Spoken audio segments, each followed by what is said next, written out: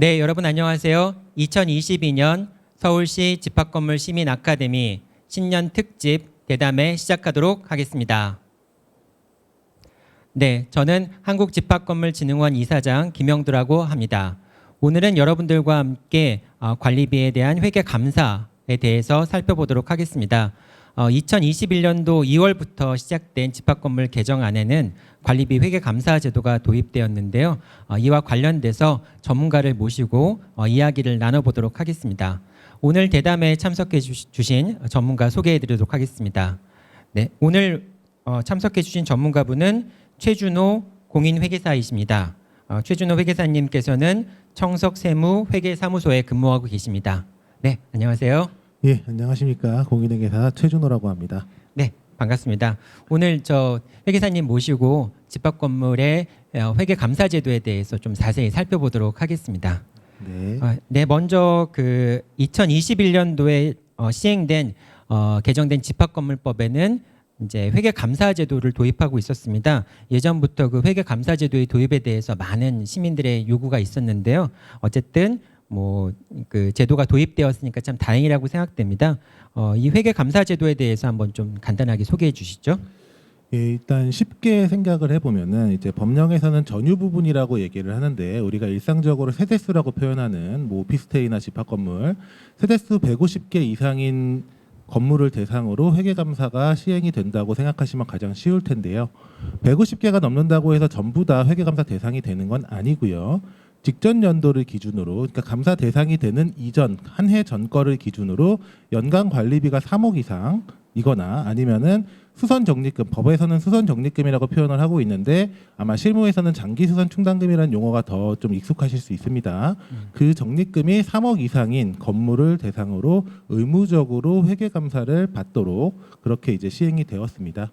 그리고 이제 그 이외에 50에서 150세대는 전유 부분이 50개에서 150개 사이에 있는 경우에는 좀 다른 조건이 하나 추가가 되는데요. 구분 소유자의 5분의 1 이상이 연서에서 회계 감사를 하자고 요구하는 경우에 그다음에 그런 경우에 한해서 관리비가 3억 이상이거나 수선 적립금이 3억 이상인 경우에는 이제 또 감사 대상이 되고요. 3억이 안 되는 경우에도 1억 이상인 경우, 관리비가 1억, 수선 적립금이 1억 이상인 경우에 직전 3개년 동안 회계 감사를 받지 않은 경우에는 또 대상이 되게 됩니다. 그렇게 좀 복잡하게 되어 있기는 하죠. 아, 그래요. 그러면은 관리비가 3억 정도면은 보통 감이 안 오는데요. 제가 그 3억이라고 하는 금액이 3억인 그 관리비가 3억인 집합 건물을 쉽게 발견할 수 있나요? 예, 일단은 우리가 이제 가장 흔히 생각할 수 있는 거 오피스텔을 생각을 해보면은요. 네. 오피스텔이 보통 이제 하나의 큰 건물로 되어 있는데요. 그 경우에 보통 세대수가 150개를 넘는 경우가 이제 흔합니다. 예, 예. 흔한데 그럼 우리 건물은 150개가 넘었으니까 감사 대상이겠구나라고 생각하실 수 있겠지만 그게 만약에 원룸형 오피스텔이라고 가정을 해보면 네. 한 달 관리비가 10만 원 안팎으로 나오는 경우들이 있거든요. 그러면 산술적으로 계산해봤을 때 연간 관리비가 3억이 되지는 않습니다. 아, 그래요? 예, 그러니까 150개가 넘더라도 네. 그렇게 안 되는 정도가 있고 그냥 이제 내가 어딘가에 입주해 있다. 내가 한 달에 내는 관리비가 얼마냐. 그거 12달 곱하고 그다음에 우리 건물의 세대수가 몇 개냐. 전유 부분 수가 몇 개냐 정도를 생각해 보면은 아, 우리 건물이 대상이 되는구나 안 되는구나가 이제 어느 정도 감은 잡힐 수 있을 것 같아요. 다만 그러면은 오피스텔 같은 경우도 주거용이라면은 뭐 30평대, 40평대 이런 데면은 해당할 수도 있겠지만은 원룸형 같은 경우는 오피스텔은 해당 안 할 가능성도 있겠네요. 그 150세대 안팎인 경우엔 그렇고요. 또 네. 규모가 좀 더 크다고 하면은 당연히 해당이 하게 되겠죠. 아, 그렇군요. 그러면 일단은 회계 감사 이게 이제 언제부터 적용되냐가 중요한데 2021년도 2월 달부터 법이 이제 개정된 법이 시행이 됐잖아요. 그러면은 회계 감사라고 하는 건 일정 기간이 지나야지 회계 감사를 받아야 될 텐데 그러면은 언제부터 회계 감사를 받아야 되는 건가요? 법령이 시행된 이후에 최초로 게시하는 회계 연도부터라고 정의를 하고 있는데요. 네. 법령이 이제 2021년 2월에 이제 시행이 됐으니까 네. 뭐 2월이나 3월 중에 시작하는 집합 건물이 존재할 수는 있겠죠. 그 경우에는 그러면은 1년간의 회계 연도가 지난 그 다음에 회계 감사를 받게 되는데요. 현실적으로 대부분의 집합 건물이 이제 회계 기간을 1월 1일부터 12월 31일까지로 한다는 거를 고려해 보면 대부분은 그렇게 돼 있나요? 예, 대부분은 1월 1일부터 네. 12월 31일까지를 회계 기간으로 보고 있는데 그러면은 첫 번째 회계 감사 대상이 되는 것은 21년 2월 이후에 시작하는 거니까 22년 1월에 시작하는 회계 연도가 대상이 될 거고요. 그러면은 현실적으로는 23년에 22년도 재무제표에 대해서 감사를 받게 된다. 그렇게 이해하시는 게 가장 맞을 것 같습니다. 그러니까 2021년도 2월달 개정된 법이 시행된 이후에 첫 번 맞는 이제 2021년도 1월 1일이 보통은 회계가 시작되니까 네. 그때부터 이제 회계 감사가 적용되는 회계 장부를 작성해야 된다는 말씀으로 이해하면 되겠네요. 네, 맞습니다. 네, 알겠습니다. 그럼 일단은 이제 뭐 일반 우리 그 시민들 입장에서는 뭐가 제도가 새로 도입됐으니까 이걸 안 하면 어떻게 되느냐, 그 부분이 이제 관심이 있을 수밖에 없을 것 같은데요.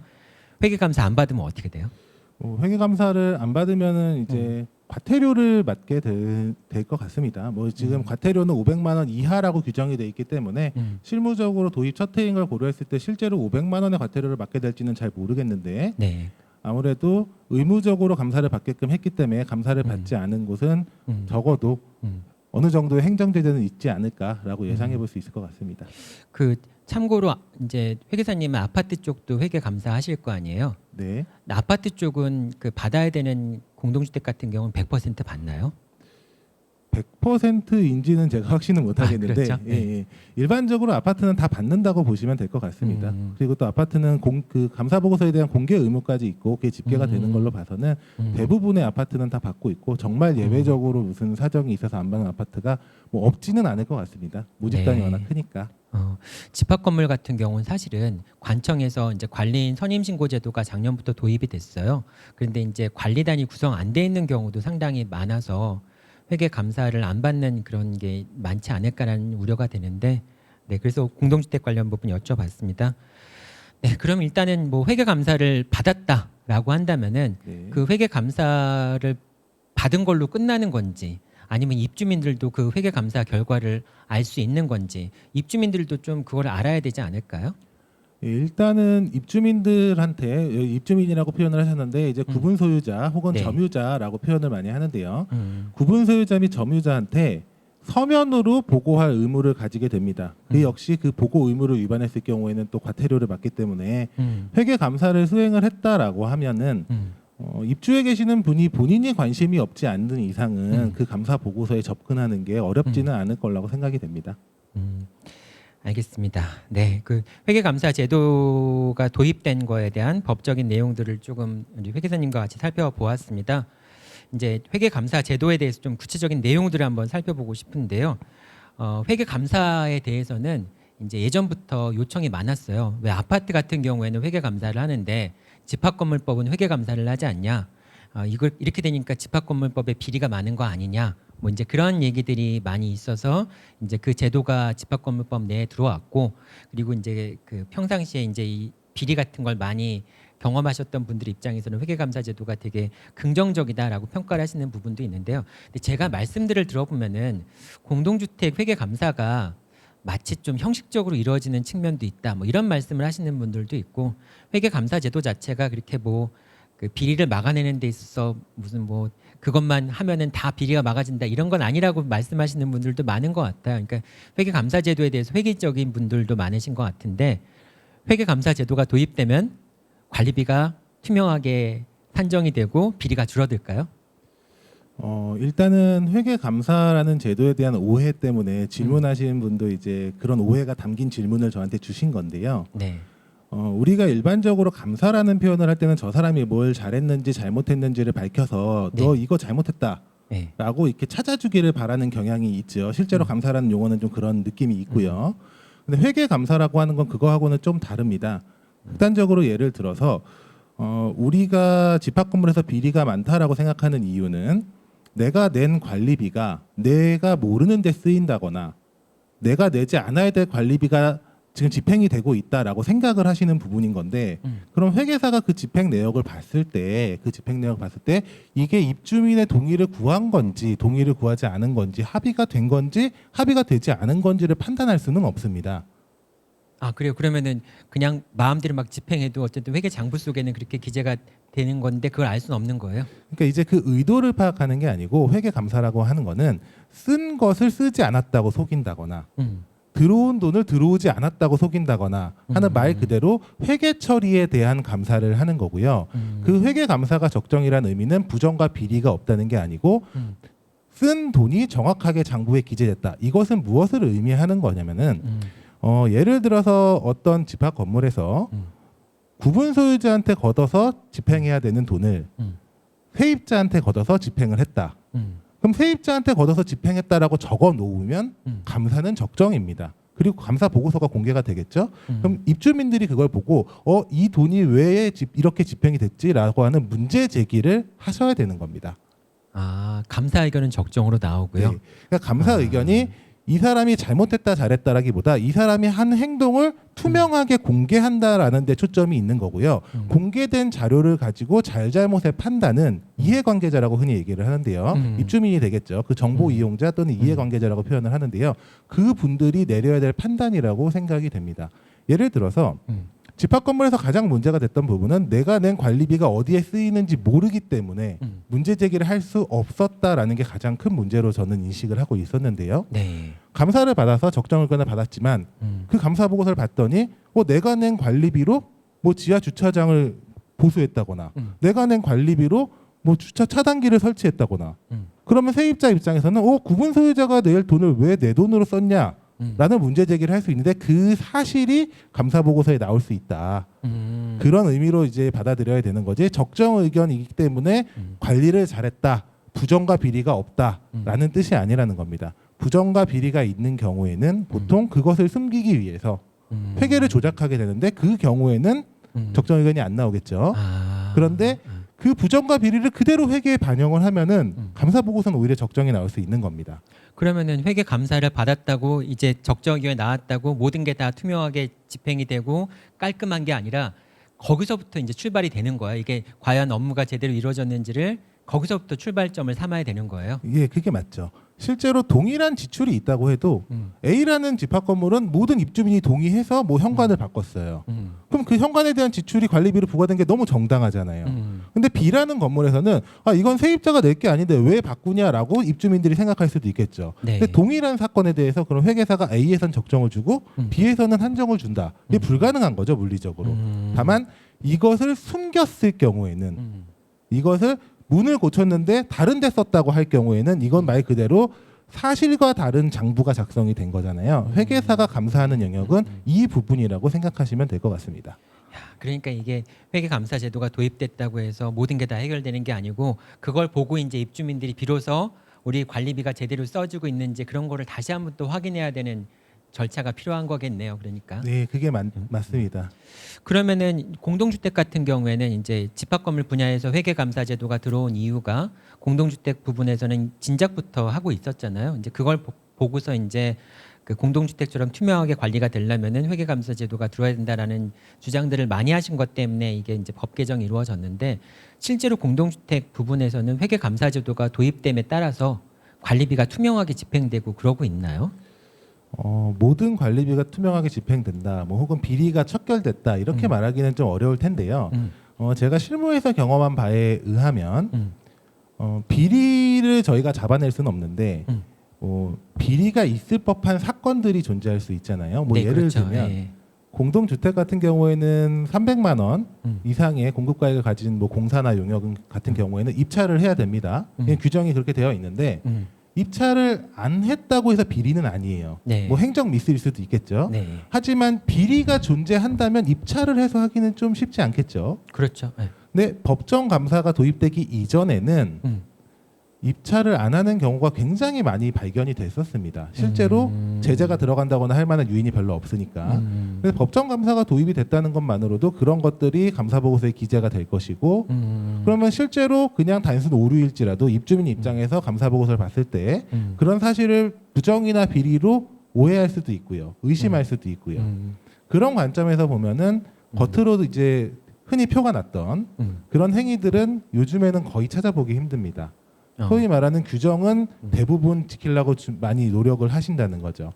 그 일반인 입장에서 그러니까 감사 제도가 들어오면은 그러니까 거짓말 하려도 대놓고 거짓말 해야 되니까 거짓말하기가 더 두려워진다 이 정도로 생각해도 될까요? 네, 그렇게 생각하시는 게 이제 가장 잘 표현한 것 같습니다. 아, 네.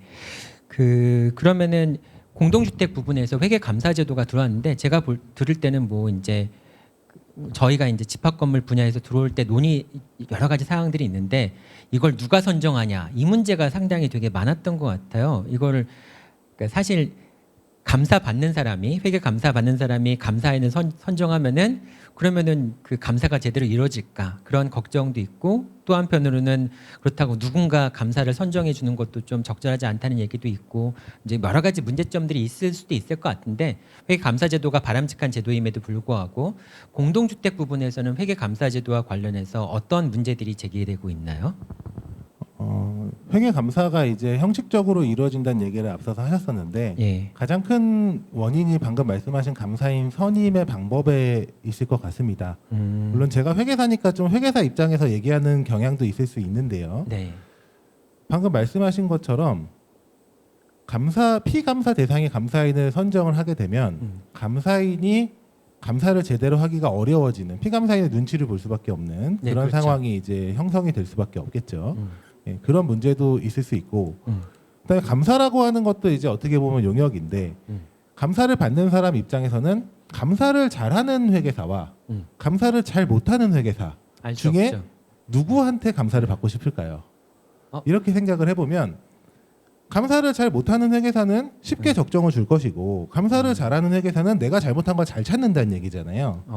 그러네요. 예. 그런데 감사를 잘하고 시간 투입을 많이 하는 회계사가 당연히 금액이 더 비싸지겠죠. 그럼 단순하게 생각해서 뭐 그런 의도가 있지는 않겠지만 단순히 저렴하게 감사를 받고 싶다라는 유인에 의해서 싼 업체를 고르는 것만으로도 감사 품질은 현저하게 떨어질 수 있는데 그 감사 품질이 떨어지는 피해는 입주민한테 돌아갈지언정 관리인한테 돌아가지는 않는다는 게 문제죠. 그러네요. 그 관리 감사인을 선임할 때 싸면 쌀수록 능력이 떨어질수록 그걸 맡기는 관리인한테는 더 유리하다라고 하는 게 참 인상적이네요. 장기적으로 봐서 문제가 터졌을 때도 유리하다고 보기는 어렵겠지만 단기적으로 단기적으로 잘못을 올해 피해갈 한 해를 넘기는 거에서는 의미가 있죠. 네, 알겠습니다. 공동주택하고도 관련해서 뭐 말씀을 들어봤는데요. 일단은 이제 그러면은 그 회계감사제도가 어떤 의미를 갖는지, 그다음 또 어떻게 활용될 수 있는지를 말씀해 주셨는데, 일단은 회계감사를 받으려면은 회계 처리를 해야 될 거 아니에요. 그래서 저도 이제 그 가계부를 작성해보고 제 용돈이라든지 그런 거를 그러니까 뭐 수입 지출에 관한 걸 작성해보긴 했는데, 근데 이게 조금만 더 복잡해. 저희 이제 아시는 분이 가게를 하신 경우가 있었는데요. 근데 그 장부를 작성하는데 재고하고 들어오는 거하고 나가는 걸 장부를 작성하는 게 정말 어렵더라고요. 이게 회계학이라는 게 그래서 필요하구나라는 생각이 들었는데요. 집합 건물도 이제 회계 처리를 해야 되잖아요. 그럼 회계 처리를 어떻게 해야 돼요? 지금 법무부에서 고시한 걸로 알고 있는데요. 집합 건물 회계 처리 기준이라는 게 고시가 되어 있습니다. 예, 맞아요. 예. 근데 이 질문을 하신 게 아마 그 회계 기준이 있는 걸 몰라서 질문하신 건 아닌 것 같고 네. 아마도 어렵다는 취지인 것 같은데요. 그 회계라는 학문 자체가 사실은 쉽지는 않아요. 네. 근데 쉽지 않다고 해서 적용을 하지 않는다라고 하면은 그건 이미 회계가 아니고 회계 본연의 목적이 상실되는 게 아닌가. 그리고 지금 집합 건물이나 뭐 공동주택도 마찬가지인데 요구하는 회계 지식의 수준이 회계 원리의 수준입니다. 회계 원리라고 하면은 보통 이제 대학교에서 교양 과목으로 2학년 때 혹은 선택 과목으로 전공 선택 뭐 이런 거 있잖아요. 전공 필수. 네, 그런 그렇죠. 걸로 대학교 1, 2학년생들을 대상으로 보통 개설이 되는 강좌인데요. 그 정도의 수준을 요구하고 있는데 사실 회계사인 제 입장에서도 그 수준이 굉장히 낮다라고 말씀드리기는 어려워요. 어려운데 최소한 그 수준은 보유를 한 상태여야지 회계라는 게 성립이 됩니다. 근데 우리는 그런 정도의 지식이 있어야지 회계 처리를 할 수 있다는 말씀이신 네, 거죠? 그게 우리는 어려우니까 뭘 못한다라고 하면은 말 그대로 이제 그건 회계가 아니라 가계부 정도의 수준이 될 테고 그러면은 무언가 맞다 틀리다의 판단 기준조차 없어질 테니 그 회계 감사라는 것 자체도 의미가 없어질 수 있겠죠. 회계사님, 그러면은 저는 이제 회계 문외한이거든요. 그럼 제가 지금 그 2, 3학년 전공 필수라고 하는 회계책을 붙잡고서 공부하면 공부할 수 있어요?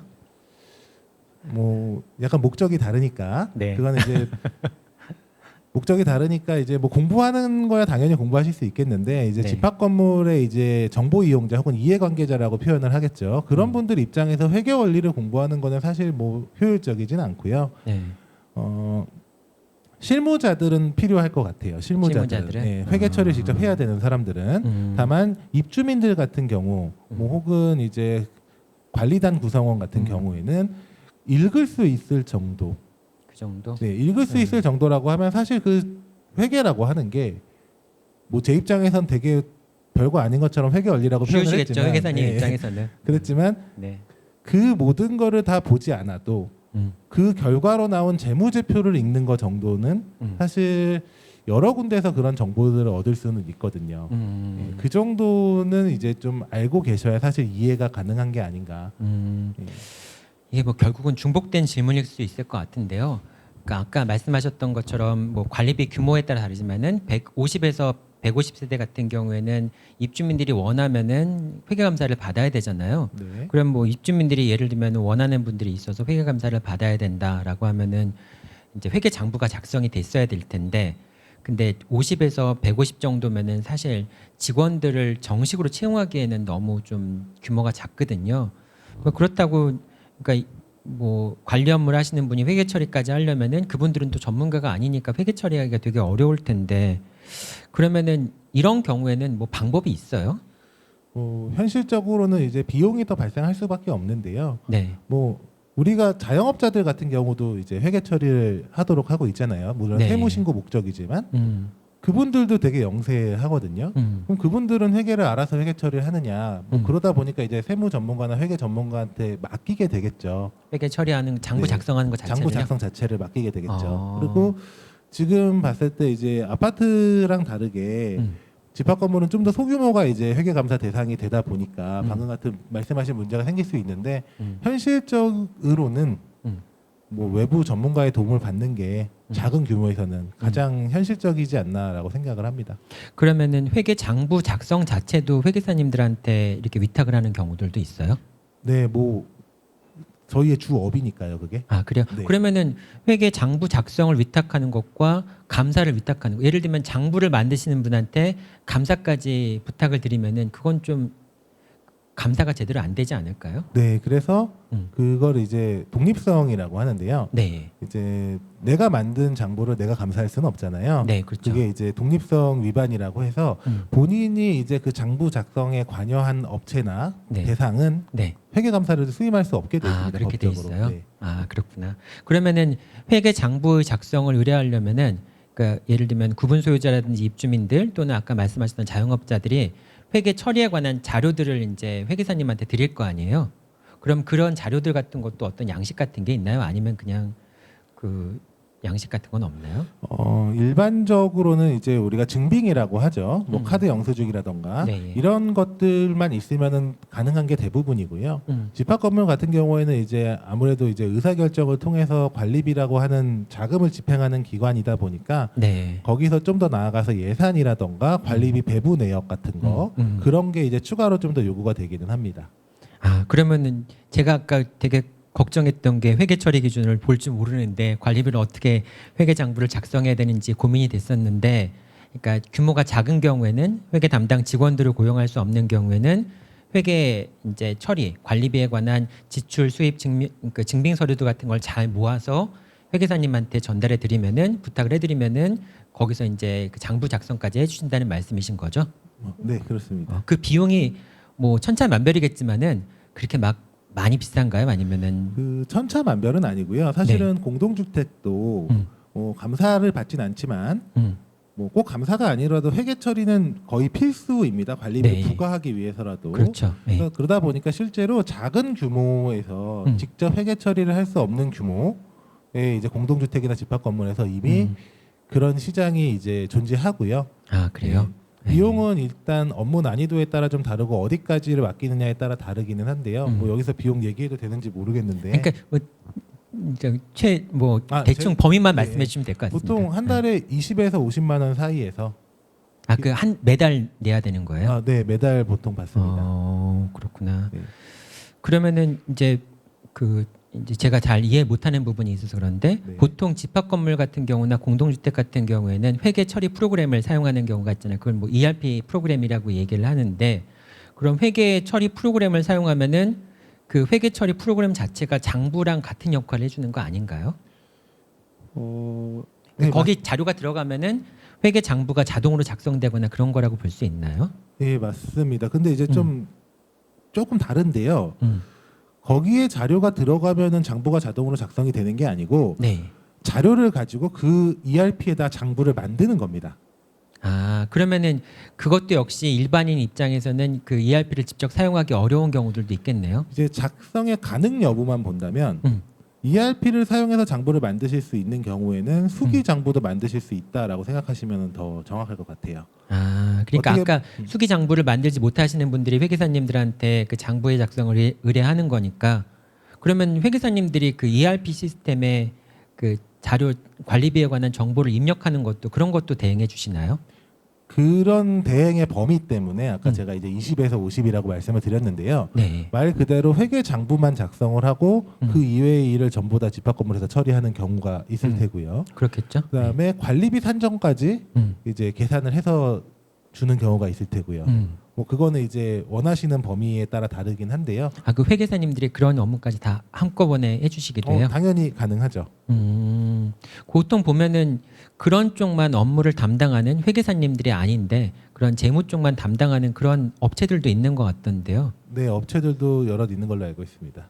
그럼 다양한 모습이겠네요. 그러니까 수기 장부만 작성해서 주시면은 그 나머지 이제 집합 건물에서 수기 장부를 갖고 자기들의 ERP 시스템에 입력하는 그런 경우도 있을 수 있고 또는 그 자체를 다 회계사님들한테 맡기는 경우도 있고 또는 회계사가 아닌 다른 분들한테 맡기는 경우도 있고 이렇게 이해하면 될까요? 예, 맞습니다.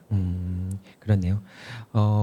그러면 일단 뭐 저희가 그 회계 감사를 어떻게 받아야 될지 받기 위해서 장부를 어떻게 작성해야 되는지 그런 내용들을 이제 여쭤봤는데요. 근데 다시 또 아까 이제 문제라고 하셨던 결국은 이제 공동주택에도 그런 문제가 있다고 말씀하셨는데 집합 건물로 돌아와서 집합 건물에도 이제 내년부터 만약에 금년 1월 1일부터라면 내년 이제 12월 31일 끝나고 2023년도부터 회계 감사를 받아야 될 텐데 감사인을 어떻게 선임해야 되나요? 가서 아무한테나 그냥 회계사님 붙잡고서 해달라고 해야 되나요? 뭐 사실 아무한테나 붙잡고 해달라고 하는 것도 방법일 테고요. 뭐 보이는 간판 보고 찾아 들어가시는 것도 방법일 테고요. 사실 네. 뭐 일을 수임하는 입장에서야 당연히 그게 그렇게 해서 안 구해질 리는 없겠죠. 그런데 이제 가장 흔하게 생각하실 수 있는 방법이 이제 공동주택 같은 경우에는 입찰이기는 한데요. 뭐 이제 현상을 제가 말씀해드린 거고 사실 이게 저가 수임과 이제 감사 품질 저하의 가장 큰 원인이라고 저는 생각을 하고 있습니다. 입찰을 통해서 네. 감사인을 선정하는 게요. 예, 입찰을 통하면은 쉽게 선정할 수 있긴 하지만 보통 최저가 낙찰이 되니까요. 자, 근데 이제 공동주택하고 다르게 집합 건물은 회계 감사 기간은 동일하게 결산일 이후 9개월이지만 감사인 선임은 결산일 이후 3개월로 지금 법령이 나왔거든요. 그러면 만약에 2022년 1월 1일부터라면은 내년에 이제 감사를 받아야 되고 3월 전에 감사인을 선임해야 되겠네요. 그럼. 네, 그 감사 받는 시기와 상관없이 3월 안에 이제 감사인을 선임을 해야 되는 거죠. 그러면은 이제 1, 2, 3월이라는 짧은 기간 안에 뭐 감사 대상이 되는 집합 건물 수가 엄청 많을 텐데 모두 네, 감사인을 그렇죠. 선임해야 되는 거잖아요. 예, 예. 그런데 입찰이라는 과정을 통해서 3개월 안에 그것도 다른 업체들과 그 같은 시기에 선정하는 거는 현실적으로 좀 쉽지는 않아 보이긴 합니다. 그리고 그래서 이제 또 있는 게 한국공인회계사회나 아니면은 지자체에다가 이제 추천을 의뢰하는 방법이 있는데요. 실제로 지자체에 추천이 들어가도 결국에는 한국공인회계사회로 이제 넘어오기는 합니다. 그러면은 그 인력풀에서 랜덤하게 보통은 저도 정확한 기준은 잘 모르고요. 그건 공인회계사회 내에서 뭐 공정하게 하겠죠. 근데 제가 경험상으로는 뭐 가까운 지역에 있는 회계사를 우선으로 해서 이제 선정이 되는 걸로 그렇게 알고 있습니다. 그 보통은 이렇게 입찰을 하게 되면은 더 싼 가격 입찰하는 회계사님들이 있을 거 아니에요. 그분들은 다른 회계사님한테 좀 약간 그뭐 볼멘소리를 듣거나 그러지 않을까요? 뭐 좋아하지는 않죠. 네, 알겠습니다. 그러면은 어쨌든 내년부터 1월부터 3월까지는 회계사님들도 상당히 집합 건물 때문에 바쁘실 수 있겠네요. 집합 건물 때문에 바쁘다기보다는요. 음. 사실 이제 1월부터 3월까지는 전통적으로 기업 감사를 하는 기간입니다. 아 그래요? 예, 그래서 대부분의 기업이 뭐 정확하게 3월이라고 정해진 건 아니고 주총일을 기준으로 정해져 있기는 한데요. 그냥 우리가 그냥 느낌적으로 3월까지 기업 감사를 한다. 뭐 이렇게 받아들이시면 되는데 또 그때 법인세 기간도 있죠. 예, 대부분의 회계사들이 가장 바쁜 시기인데요. 그래서 공동주택이나 집합 건물이 감사 기간을 9개월로 한 걸로 저는 이해를 하고 있거든요. 아 그래요? 예, 똑같이 3월이면 비싸니까 아, 그 안에 이제 감사인 선임을 해야 되는 거니까 회계사들보다는 이제 관리인 분들이 회계사를 찾는데 좀 더 바빠지시지 않을까라는 생각이 듭니다. 이것도 제가 개인적인 그냥 궁금함인데 그 회계사님 입장에서는 집합 건물 회계 감사를 따내는 게 그게 도움이 돼요? 아니면 별로 관심들이 없어요? 사실은 이제 처음 제도가 도입이 되는 거라 가격이 어떻게 형성되는지가 제일 중요할 것 같아요. 실제로 공동주택 같은 경우도 초창기에는 많은 관심이 있었는데요. 이제 관리가 잘 안 됐다는 게 뭐 현실적인 이유긴 하겠죠. 금액이 너무 저가로 떨어지게 되면은 정상적인 품질의 감사를 하기가 어려워질 수 있고요. 그런 말 그대로 아까 뭐 말씀을 드렸지만 뭐 부실 감사를 하시는 분들이 시장을 장악하게 되겠죠. 그러면은 그렇지 않은 나머지 분들은 그 시장 자체에 관심이 떨어지게 될 테고요. 참 어려운 문제네요. 그 공동주택 같은 경우에는 감사 비용 같은 거를 뭐 얼마 이상 받으면 안 된다 뭐 그런 제한들이 있나요? 그런 건 아니고요. 그런 건 없어요. 예, 제가 아까도 네. 말씀드렸듯이 이제 입찰이 저는 이것의 원흉이라고 생각을 하는데요. 아 공동주택은 다 입찰하도록 돼 있으니까. 입찰을 하도록 돼 있진 않아요. 아 다만 그래요? 그 회계감사는 입찰을 하지 않아도 상관은 없는데 다른 영역들이 이제 입찰이라는 아, 시스템으로 그렇죠. 입찰에 되게 예, 익숙해져 있으니까. 익숙해져 있고 또 그 다음에 입찰을 하지 않는 것 자체를 부정으로 보는 시각들도 있기 때문에 네, 그냥 그렇죠. 입찰을 하게 네. 되고 아름아름 이제 회계사를 선정한다고 생각할 수 있으니까. 뭐 그럼 결국에는 저가가 수임이 될 테니까 음. 올해 수임에 실패한 사람은 내년에 다시 도전할 때 좀 더 가격을 내릴 수밖에 없고 그게 이제 반복되다 보니까 네. 예, 실제로 첫 해보다 지금은 절반도 안 되는 수준의 형성이 돼 있기는 합니다. 절반이라는 게 예, 가격대가. 감사 수수료가 입찰이라는 제도가 더 저렴하게 계약을 체결할 수 있는 제도기도 하지만 이 감사 영역에 들어오니까 참 그게 오히려 적정한 감사를 방해하는 요인이 되기도 하네요. 네, 뭐 다른 영역 같은 경우에는 품질에 대한 검수가 함께 이루어지는데 아 그렇죠. 감사는 누구도 품질에 대해서 검수를 하지 않죠. 감사 결과를 다시 또 감사할 수는 없는 거니까. 저희가 물론 심리를 받기는 하는데 네. 그 고객 입장에서 그러니까 네. 피감사인 입장에서는 적정 나오면 좋은 거죠. 어쨌든 그거를 요청하시는 분들이 보통 관리단이나 관리단 임원분들이 하시는 거니까 그분들 입장에서는 그게 감사 결과가 적정히 나왔는데 그걸 굳이 잘못됐다라고 얘기하실 요인이 없네요. 그러니까. 뭐 많지는 않겠죠. 네, 알겠습니다. 오늘 참 회계사님 모시고서 좋은 정보 또 평상시 제가 알지 못했던 내용들도 많이 배우게 되었는데요. 이제 어느 정도 마무리해야 될 것 같습니다. 필요한 얘기는 말씀 많이 해주신 것 같고요.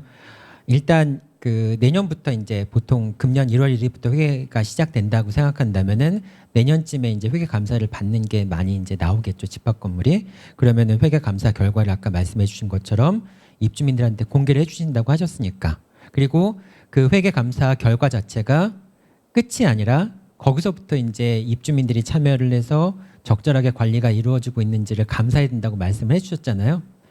참 결국은 회계 감사가 끝나도 이제 숙제가 남아 있는 건데 그러면 이제 입주민들 입장에서는 회계 감사 결과를 받았을 거 아니에요?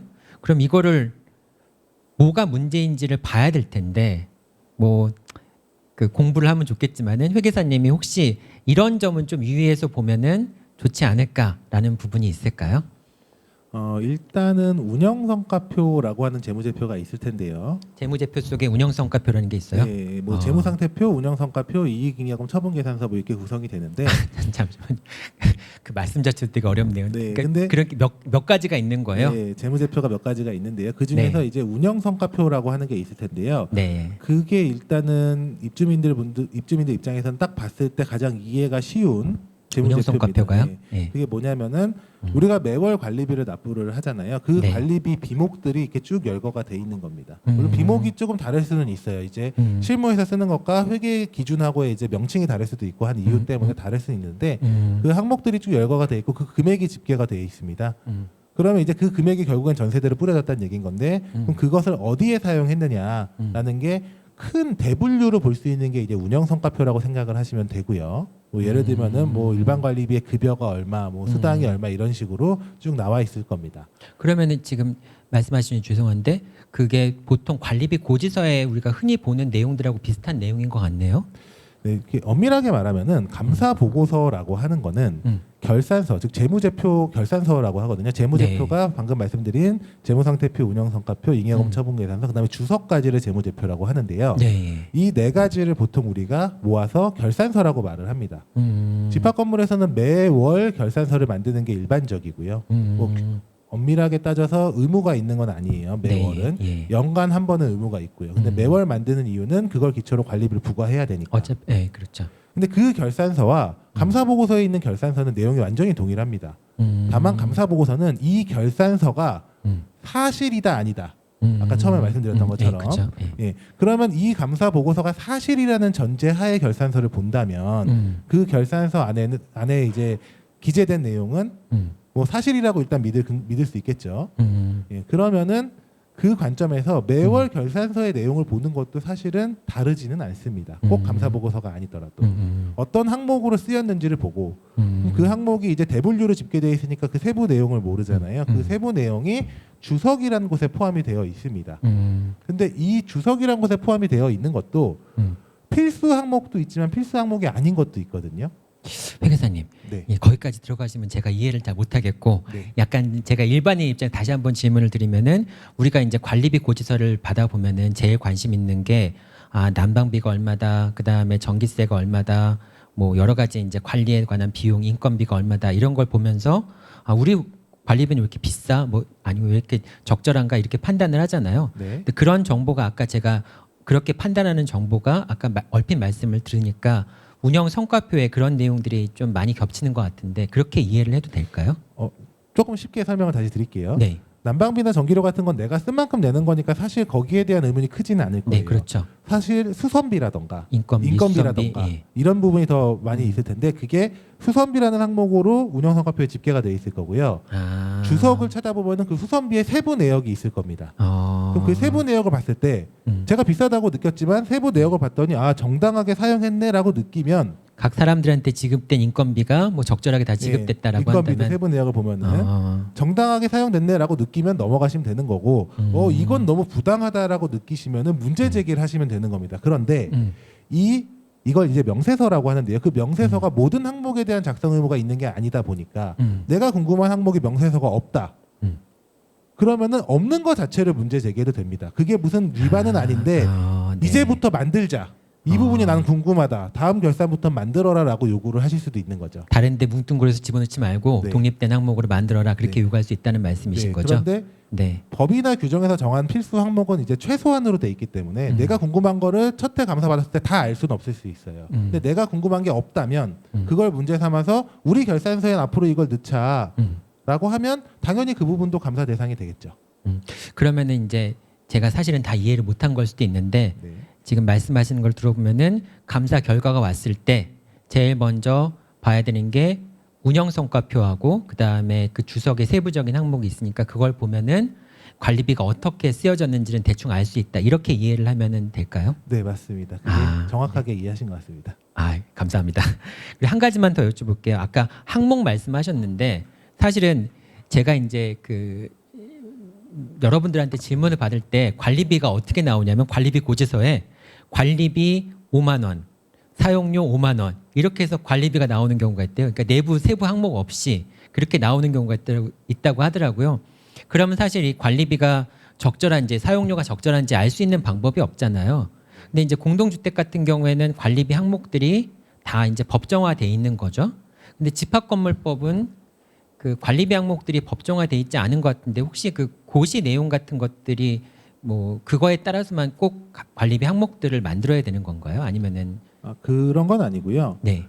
관리비로 부과하면 관리비고요. 네. 관리비로 부과하지 않으면 관리의 비용이라고 하는데요. 아파트는 임의로 그거 할 수 없는 거죠. 아파트도 딱 정해져 있지는 않은데요. 아, 그래요? 사용한 것을 음. 이제 어떤 가이드를 가지고 몇 개 항목으로 구분을 하고 있기는 한데요. 큰 틀에서 보면은 다르지는 않아요. 근데 아파트는 아무래도 좀 더 타이트하게 관리가 되고 있다라고 생각하실 수 있을 것 같아요. 그 이제 어떤 분들은 집합건물법에 관리비 항목들을 법정화해서 집어넣어야 된다라고 말씀하시는 분들도 있거든요. 근데 그거는 어떻게 생각해야 될까요? 바람직한 방향이라고 생각해야 될까요? 일단은 저는 거기에 동의하진 않아요. 왜요?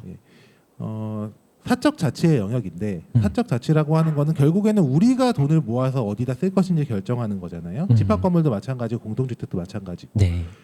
이게 맞는지 틀린지는 입주민들만 알아요. 우리가 보기에 너무 얼토당토 않는 비용들도 입주민이 원했다면 관리는 그걸 해줘야 되잖아요. 근데 그걸 법으로 막는다? 저는 그거는 타당하지 않다고 봅니다. 근데 공동주택과 집합 건물이 이제 유사하면서도 제가 느끼는 이제 회계 전문가인 제가 느끼는 차이점이라고 하면은 공동주택은 어떤 틀을 벗어났는지를 감시하는 거라면 집합 건물은 좀 더 정보 공개에 초점이 맞춰져 있다고 보여지거든요. 그 공개에 초점이 맞춰져 있다. 이게 일단 취지와 목적에는 맞는 것 같습니다. 그런데 이제 현실적인 어려움이 아까 이제 읽기 어렵다라는 부분이 있겠죠. 네. 네, 오늘 참 뭐 궁금한 거 저도 평상시에 궁금한 게 많았는데 회계사님 통해서 많은 궁금증을 해소한 것 같고요. 또 좋은 정보도 많이 들은 것 같습니다. 일단 집합건물법에 회계감사 제도가 도입이 되었으니까 이제 저는 되게 인상 깊었던 말씀이 회계감사가 마지막이 아니라 거기서부터 이제 입주민들이 참여해서 비로소 관리를 투명하게 만들기 위한 시작이다라는 말씀을 들었는데 그 말씀이 되게 인상적이었고요. 회계감사 제도가 도입되더라도 결과적으로는 입주민들이 적극적으로 관리에 참여하는 게 꼭 필요하지 않나. 그래야만 결국은 관리비가 투명하게 집행이 되고 관리가 정상적으로 운영될 수 있지 않을까라는 생각을 해보았습니다. 네, 오늘 말씀 감사드리고요. 혹시 회계사님 이제 서울 시민분들한테 회계감사와 관련해서 뭐 하신 말씀이나 그런 게 있으면 한 말씀 해주시죠. 인사 말씀도 해주시고요. 뭐 감사를 받을 때 감사 결과가 적정이다. 나는 잘 어려워서 모르겠다라고 하면은 잘못된 내용들이 제가 보기에는 잘못 운영되는 게 감사 보고서에 다 적혀 있음에도 불구하고 넘어가는 경우들이 너무 많이 보입니다. 그러다가 사건 사고가 터지는 거죠. 뭐 간단한 예로 노원구에서 이제 10억 횡령 사건이 있어서 언론에도 많이 공개가 됐었죠. 물론 그 직전 연도 감사는 적정 의견이 나왔다고 하니까 부실 감사 의혹이 있는데 그 몇 년을 거슬러 올라가 보면 거기에 대해서 시그널을 줬던 감사 보고서가 존재합니다. 존재하는데 그 정도의 시그널이면 이게 정상으로 넘어갈 수 있는 게 아닌데 감사 보고서를 받고 감사 보고서를 공개했음에도 불구하고 아무도 그걸 읽을 줄 몰라서 문제가 계속 묵혔던 거죠. 회계 전문가 입장에서 그걸 봤으면은 이건 문제가 있다. 너무 문제가 있다. 가만두면 안 된다 정도의 보고서인데 그걸 보고서도 이상을 못 느꼈다는 거. 입주민들은. 예. 그게 가장 이제 회계 감사라는 제도 자체가 회계라는 학문 자체가 어렵다 보니까 가지는 한계일 수 있는데요. 내가 좀 더 관심을 가지고 그리고 좀 읽어보고 물어보고 하셔야지 이제 좀 투명하게 되지 않을까. 감사인이 지적을 해도 입주민들이 그냥 넘어가 버리면 동일한 잘못이 계속 반복이 될 것이고 이게 뭐 그러다 보니까 감사가 더 부실화되는 경향도 있고요. 뭐 그런 것들을 좀 이제 고려하셔서 앞으로 이제 감사나 결산서나 관리비 항목에 좀 관심을 많이 가지시고 할 필요가 있을 거라고 생각이 됩니다. 회계사님이 서울 시민들한테 계속 이런 말씀 많이 해주시기 바랍니다. 네, 2022년도 서울시 집합건물 시민 아카데미 신년 특집 대담회 집합건물의 회계감사제도에 대해서 우리 최준호 회계사님 모시고 이야기를 들어봤습니다. 참 유익한 시간이었던 것 같고요. 오늘 말씀하신 내용들 이제 서울 시민 여러분들께서도 많이 유익하셨으리라고 생각합니다. 이 회계감사제도를 통해서 시민 여러분들이 집합건물 관리에 적극 참여하시고 좀 더 투명하고 공정한 관리가 이루어질 수 있도록 만들어갔으면 좋겠습니다. 네, 오늘 시청해 주셔서 감사합니다. 감사합니다. 네, 감사합니다.